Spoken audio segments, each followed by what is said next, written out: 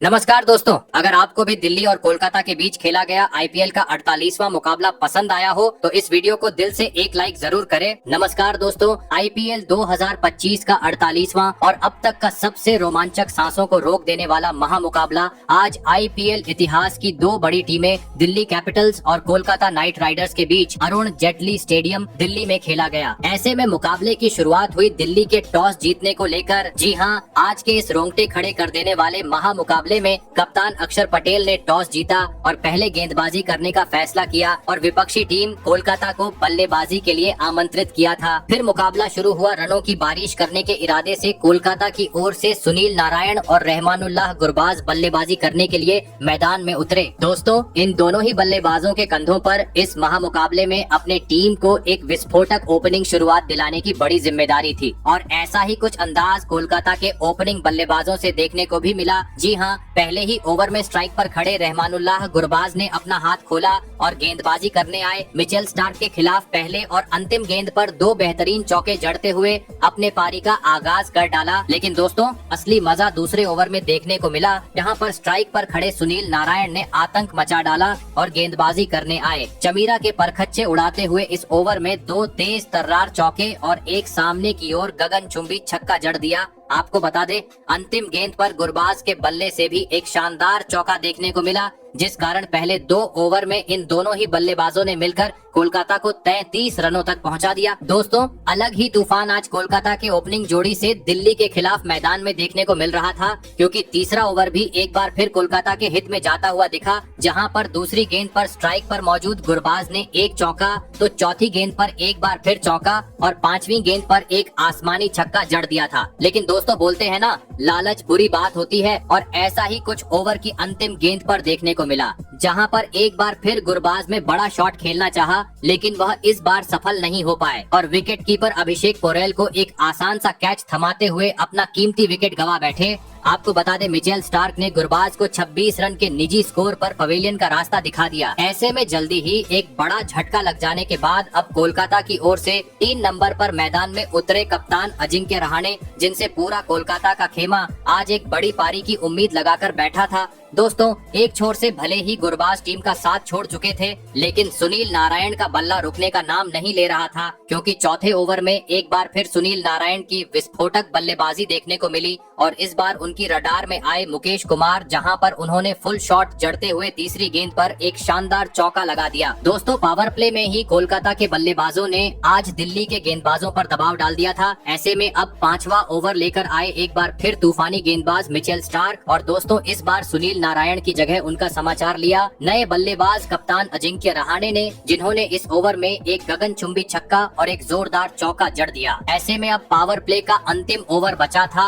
और दोस्तों, यह अंतिम ओवर भी कप्तान अजिंक्य रहाणे ने दो बेहतरीन चौके जड़ते हुए कोलकाता के हित में किया और पावर प्ले का 6 ओवर का खेल खत्म होने तक टीम को 79 रनों तक पहुंचा दिया। दोस्तों, भले ही पावर प्ले में कोलकाता के बल्लेबाजों ने एक ताबड़तोड़ अंदाज में टीम को एक धमाकेदार शुरुआत दिला दी थी, लेकिन दिल्ली जैसे बड़े टीम के सामने विशाल लक्ष्य खड़ा करना था, तो आप मैदान में मौजूद अजिंक्य रहाणे और सुनील नारायण को अपने जिम्मेदारी को समझते हुए तेज गति से विस्फोटक अंदाज में एक साझेदारी निभाना जरूरी था। लेकिन दोस्तों, पावर प्ले के बाद अगला ही ओवर यानी 7वां ओवर लेकर आए विप्रराज निगम ने कोलकाता की इन मंसूबों को पूरी तरीके से चकनाचूर कर दिया और ओवर की चौथी ही गेंद पर विस्फोटक अंदाज में नजर आ रहे सुनील नारायण को एलबीडब्ल्यू आउट करते हुए कोलकाता को इस मुकाबले का दूसरा झटका दे दिया। आपको बता दें, सुनील नारायण आज टीम के लिए 16 गेंद में 27 रन की पारी खेल आउट हुए। ऐसे में दो बड़े बल्लेबाज पवेलियन लौट जाने के बाद अब कप्तान अजिंक्य रहाणे का साथ देने मैदान में उतरे रघुवंशी, और आते ही पीछे की ओर एक शानदार कट लगाते हुए रघुवंशी ने एक चौके की मदद से अपना खाता खोल डाला। लेकिन दोस्तों, दूसरी छोर पर खड़े कप्तान अजिंक्य रहाणे सुनील नारायण का विकेट गिरने का दबाव झेलने में पूरी तरह असफल रहे और अगले ही ओवर में अक्षर पटेल की अंदर आई हुई गेंद में फंस गए और एलबीडब्ल्यू आउट होते हुए पवेलियन का रास्ता नाप लिए। आपको बता बता दे अजिंक्य रहाणे आज टीम के लिए मात्र 26 ही रन बना पाए। दोस्तों पावर प्ले में एक बेहतरीन स्थिति में नजर आ रही कोलकाता अब अचानक से दबाव महसूस करने लगी थी, क्योंकि 2 सेट बल्लेबाज 2 ओवरों के भीतर अब पवेलियन का रास्ता नाप चुके थे, जिसे देख पूरे स्टेडियम में दिल्ली के प्रशंसकों में अलग ही जल्लोष देखने को मिल रहा था। ऐसे में अब टीम को संवारने के लिए मैदान में उतरे विस्फोटक बल्लेबाज वेंकटेश अय्यर। दोस्तों एक तरफ दिल्ली के प्रशंसक 3 बड़े विकेट मिलने के चलते जल्लोष मना रहे थे, लेकिन तभी अगले ओवर में यानी मैच के 9वें ओवर में स्ट्राइक पर खड़े रघुवंशी ने धमाल मचा डाला और गेंदबाजी करने आए विपराज निगम को उनकी असली औकात दिखाते हुए लगातार 2 गेंद को स्टेडियम पार पहुंचा दिया। लेकिन दोस्तों जैसे ही कोलकाता एक बार फिर रफ्तार पकड़ने लगी, दिल्ली के कप्तान अक्षर पटेल ने फिर अपने गेंदबाजी का जादू बिखेर दिया और मैच के 10वें ओवर में मैदान में उतरे नए बल्लेबाज वेंकटेश अय्यर को विपराज निगम के हाथों कैच आउट करवाते हुए कोलकाता को चौथा झटका दे दिया। आपको बता दे वेंकटेश अय्यर आज मात्र 7 ही रन बना पाए। दोस्तों भले ही कोलकाता 12 के रन रेट से आगे बढ़ती जा रही थी, लेकिन अंतराल समय से विकेट गंवाने के चलते दबाव भी बढ़ता जा रहा था, क्योंकि अब 4 बड़े बल्लेबाज पवेलियन का रास्ता नाप चुके थे। ऐसे में अब दिल्ली के गेंदबाजों का सामना करने मैदान में उतरे अनुभवी बल्लेबाज रिंकू सिंह। फिर यहाँ से इन दोनों ही बल्लेबाजों ने कोलकाता की डगमगाती पारी को संभाला और सूझबूझ के साथ बल्लेबाजी करते हुए एक बार फिर टीम का स्कोर आगे बढ़ना शुरू कर दिया। दोस्तों दोनों ही बल्लेबाज शानदार लय में नजर आ रहे थे, जिस कारण मैच के 11वें और 12वें ओवर में दोनों ही बल्लेबाजों ने अपने हाथ भी खोले और 2 शानदार चौके बटोर लिए। लेकिन इस बीच मैच का 13वां ओवर दिल्ली ने काफी कसा हुआ डाला, जहां पर गेंदबाजी करने आए कुलदीप यादव ने काफी बेहतरीन लाइन और लेंथ से गेंदबाजी की और इस ओवर में कोलकाता के बल्लेबाजों को मात्र 1 ही रन बनाने दिया। वहीं इसके बाद अगला ओवर यानी 14वां ओवर भी काफी शांत रहा, जहां पर दोनों ही बल्लेबाजों ने बड़ा शॉट खेलने का प्रयास तो किया, लेकिन अक्षर पटेल की गेंद इतनी घूम रही थी कि दोनों ही खिलाड़ियों के बल्ले से गेंद का संपर्क दूर दूर तक नहीं देखने को मिल रहा था, जिस कारण इस ओवर में भी कोलकाता मात्र 3 ही रन बटोर पाई। दोस्तों दिल्ली के स्पिनर गेंदबाजों के सामने कोलकाता की बल्लेबाजी हद से ज्यादा धीमी हो गई थी, मानो जैसे T20 मुकाबले में वनडे का खेल रघुवंशी और रिंकू सिंह के बल्ले से देखने को मिल रहा था। दिल्ली मुकाबले पर अपना शिकंजा कसती जा रही थी, लेकिन तभी मैच के 15वें ओवर में आखिरकार रिंकू सिंह ने अपना असली रंग दिखाया और गेंदबाजी करने आए कुलदीप यादव की बुरी तरह कुटाई करते हुए इस ओवर में एक आसमानी छक्का और 2 तेज तर्रार चौके जड़ डाले और साथ ही खिलाड़ी रघुवंशी के साथ मिलकर छठे विकेट के लिए 50 से अधिक रनों की साझेदारी भी निभा डाली। लेकिन अब हर ओवर में चौकों छक्कों में डील करना कोलकाता के बल्लेबाजों के लिए जरूरी हो चुका था, क्योंकि अब आखिरी 30 गेंद का खेल बाकी था। ऐसे में अब 16वां ओवर दिल्ली की ओर से लेकर आए स्पिनर गेंदबाज विपराज निगम, जहां पर उन्होंने काफी बेहतरीन कसी हुई गेंदबाजी की और सेट होने के बावजूद रिंकू सिंह और रघुवंशी को एक भी बड़ा शॉट नहीं जड़ने दिया और इक्का दुक्का रन ही बनाने की इजाजत दी। ऐसे में अब स्पिनर गेंदबाजी के बाद 17वां लेकर आए तूफानी गेंदबाज चमीरा, जहां पर दूसरी ही गेंद पर स्ट्राइक पर मौजूद रघुवंशी ने एक बेहतरीन चौका लगा दिया। लेकिन दोस्तों एक बार फिर वह इस ओवर को 15 से 20 रन के बड़े ओवर में तब्दील करने में पूरी तरह असफल रहे और ओवर की 5वीं गेंद पर एक बार फिर गेंद को सीमा रेखा के पार पहुंचाने के चक्कर में करुण नायर को एक आसान सा कैच थमाते हुए अहम मौके पर अपना बड़ा विकेट गवा बैठे। आपको बता दें रघुवंशी आज 44 रन की एक महत्वपूर्ण पारी खेल आउट हुए। दोस्तों रघुवंशी के विकेट के साथ अब कोलकाता का आधा बल्लेबाजी क्रम पवेलियन लौट चुका था। पूरी तरीके से दिल्ली की गेंदबाजी हावी थी। ऐसे में अब अंतिम ओवरों में मैदान में उतरे T20 के सबसे विस्फोटक बल्लेबाज आंद्रे रसेल, जिनको यहां से एक चमत्कारी पारी खेलने की जरूरत थी। लेकिन दोस्तों आंद्रे रसेल चमत्कारिक पारी खेली, उससे पहले ही कोलकाता को और एक बड़े झटके का सामना करना पड़ा और इस बार दिल्ली के बेहतरीन गेंदबाजों का शिकार बने सेठ बल्लेबाज रिंकू सिंह। आपको बता दे विपराज निगम ने रिंकू सिंह को 36 रनों पर पवेलियन भेजा। दोस्तों जहां बड़े शॉट की जरूरत थी, वहां पर कोलकाता एक बार फिर डगमगाती हुई नजर आ रही थी। फिर मैदान में उतरे रोवमन पॉवेल। मात्र 12 गेंदें कोलकाता के पास बची हुई थी, जहां पर 19वें ओवर में आखिरकार आंद्रे रसेल ने अपने मैदान में होने का सबूत पेश किया और चमीरा के खिलाफ 2 जोरदार चौके लगा दिए। वहीं अगले ओवर में स्टार्क के खिलाफ भी रसेल ने पहली ही गेंद पर एक स्टेडियम पर छक्का जड़ते हुए सभी को हैरान कर दिया। लेकिन दोस्तों तीसरी गेंद पर उनका साथ निभा रहे रोवमन पॉवेल का गेंदबाजी कर रहे स्टार्क ने एक तेज तर्रार यॉर्कर डालते हुए पत्ता साफ कर दिया। आपको बता दें रोवमन पॉवेल 5 गेंद पर 5 रन बनाकर आउट हुए। वही दोस्तों मिचेल स्टार्क का तूफान यही नहीं रुका, बल्कि उन्होंने अगली ही गेंद पर मैदान में उतरे नए बल्लेबाज अनुकूल राय को भी बाउंड्री पर चमीरा के हाथों कैच आउट करवा दिया और कोलकाता की मुश्किलों को और बढ़ा दिया, क्योंकि इसके बाद अगली गेंद पर टीम के लिए बहुमूल्य पारी खेल रहे आंद्रे रसेल 9 गेंद में 17 रन की पारी खेल रन आउट होते हुए अपना विकेट गवा बैठे, जिस कारण अंततः 20 ओवर का खेल खत्म होने तक कोलकाता ने स्कोर बोर्ड पर 204 रन लगा दिए और यह महामुकाबला जीतने के लिए दिल्ली के सामने 205 रनों का एक विशाल लक्ष्य खड़ा कर दिया। ऐसे में दोस्तों इसके बाद कोलकाता से मिले 205 रनों के लक्ष्य का पीछा करने दिल्ली की ओर फाफ डू प्लेसिस और अभिषेक पोरेल बल्लेबाजी करने के लिए मैदान में उतरे। दोस्तों कोलकाता ने दिया हुआ लक्ष्य बड़ा था, ऐसे में दोनों ही बल्लेबाजों पर ताबड़तोड़ शुरुआत दिलाने की बड़ी जिम्मेदारी थी। लेकिन दोस्तों लक्ष्य का पीछा करते हुए कोलकाता के खिलाफ दिल्ली की शुरुआत आज काफी खराब रही। जी हाँ, भले ही पहले ही गेंद पर स्ट्राइक पर खड़े अभिषेक पोरेल ने एक जोरदार चौका जड़ा, लेकिन वह अच्छी शुरुआत मिलने के बावजूद अपने पारी को ज्यादा वक्त तक आगे नहीं बढ़ा पाए और अगले ही गेंद पर आगे बढ़कर बड़ा शॉट खेलने के चक्कर में आंद्रे रसेल को एक आसान सा कैच थमाते हुए अपना कीमती विकेट गवा बैठे।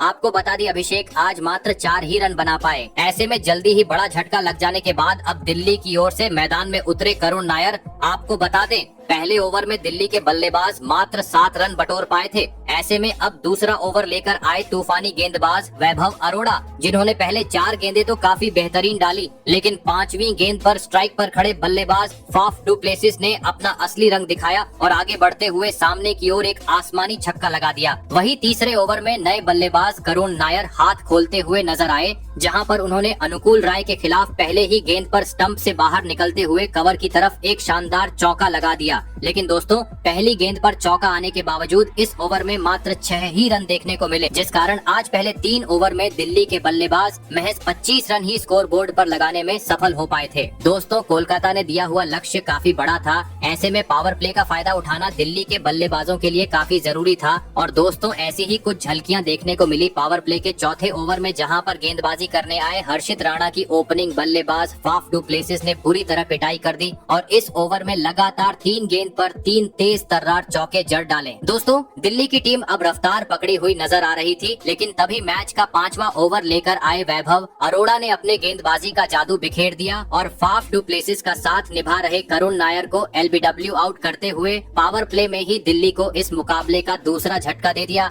आपको बता दें करुण नायर 13 गेंद में 15 रन बनाकर आउट हुए। दोस्तों विशाल लक्ष्य का पीछा करते हुए पावर प्ले में ही दिल्ली की टीम अपने 2 बड़े बल्लेबाजों को गांव चुकी थी। ऐसे में अब मैदान में उतरे अनुभवी बल्लेबाज केएल राहुल, जिनसे अब सभी प्रशंसक एक बड़ी पारी की आस लगाकर बैठे थे। आपको बता दें इस ओवर में करुण नायर के विकेट गिर जाने के बावजूद फाफ डू प्लेसिस ने एक शानदार चौक बटोरा। ऐसे में पावर प्ले का अंतिम ओवर स्पिनर गेंदबाज वरुण चक्रवर्ती लेकर आए और दोस्तों इस ओवर में भी केएल राहुल और फाफ डू प्लेसिस ने अपना बेहतरीन खेल दिखाया और 2 चौके लगाते हुए पावर प्ले का 6 ओवर का खेल खत्म होने तक दिल्ली को 58 रनों तक पहुंचा दिया। दोस्तों पावर प्ले में 2 बड़े बल्लेबाजों को गंवाने के बावजूद दिल्ली को एक ताबड़तोड़ शुरुआत मिल चुकी थी, लेकिन अब राहुल और फाफ डू प्लेसिस के कंधों पर जिम्मेदारी थी कि पावर प्ले खत्म होने के बाद भी इसी रन गति को आगे जारी रखें और टीम का स्कोर विस्फोटक अंदाज में आगे बढ़ाए। लेकिन दोस्तों दोनों ही बल्लेबाज ऐसा करें उससे पहले ही मैदान में एक बड़ी तालमेल की कमी दिखाई दी, जहां पर 7वें ओवर की तीसरी गेंद पर केएल राहुल 1 रन चुराने के लिए दौड़े, लेकिन वह पूरा करने में पूरी तरह असफल रहे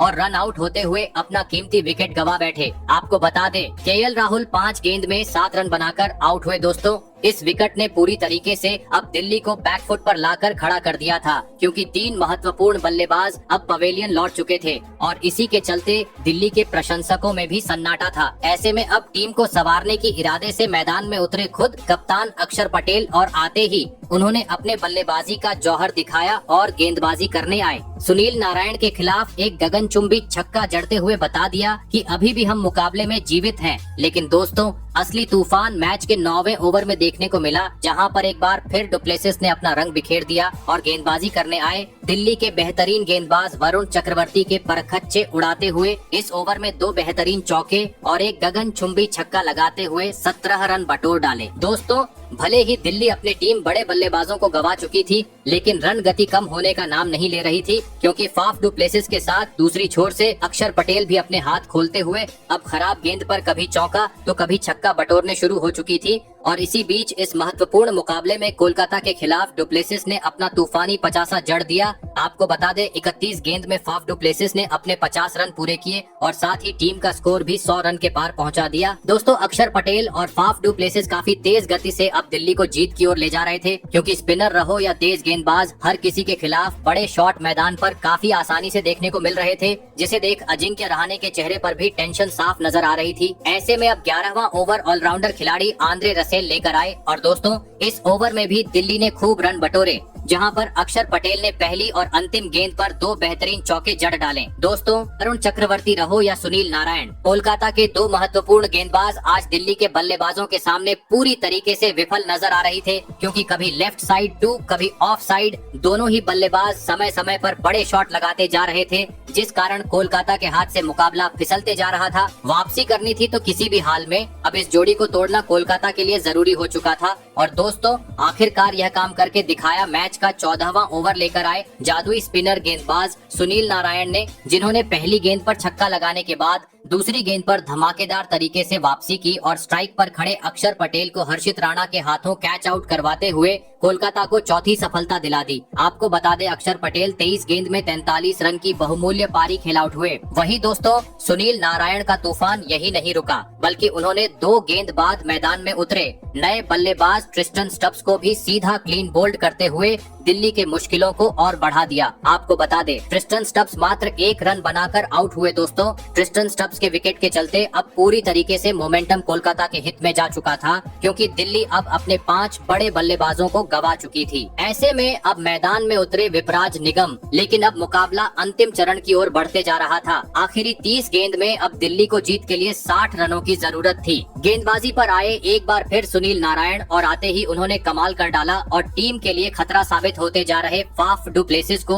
दूसरी ही गेंद पर रिंकू सिंह के हाथों कैच आउट करवाते हुए दिल्ली को इस मुकाबले का सबसे बड़ा झटका दे दिया। आपको बता दे, फाफ डू प्लेसिस 62 रन की धमाकेदार पारी खेल आउट हुए। ऐसे में अब अंतिम 24 गेंद पर 57 रनों की जरूरत थी। मैदान में उतरे नए बल्लेबाज आशुतोष शर्मा, जहां पर गेंदबाजी पर आए 17वें ओवर में हर्षित राणा की दोनों ही बल्लेबाजों ने पिटाई कर दी और इस ओवर में 1 चौका और 1 छक्का लगा दिया, जिस कारण अंतिम 18 गेंद पर 46 रनों की जरूरत थी। लेकिन दोस्तों, तभी इस ओवर में गेंदबाजी करने आए वरुण चक्रवर्ती के खिलाफ, जिनसे उम्मीद थी आशुतोष शर्मा, गलती कर बैठे और जोरदार शॉट लगाने के चक्कर में सुनील नारायण को एक आसान सा कैच थमाकर टीम को मझधार में छोड़ गए। आपको बता दे, आशुतोष शर्मा 7 रन बनाकर आउट हुए। दोस्तों, अंतिम ओवरों में दिल्ली की टीम ताज की पत्तों की तरह अब बिखरती जा रही थी, क्योंकि इसके बाद मैदान में उतरे मिचेल स्टार्क भी जैसे आए वैसे ही अगली ही गेंद पर विकेट कीपर को एक आसान सा कैच देकर बिना खाता खोले पेवेलियन लौट गए,